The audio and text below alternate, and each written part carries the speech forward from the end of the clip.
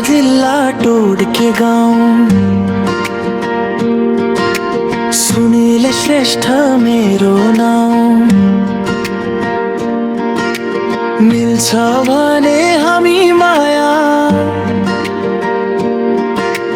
पिरती लाऊ आउन कान्छी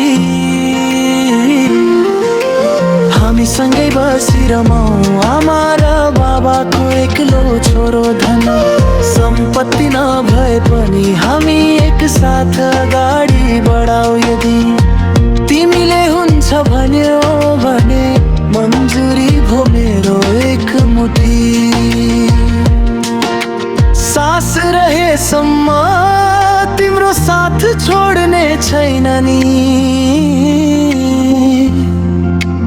अरूको जस्तो मेरो झुटो प्रेममा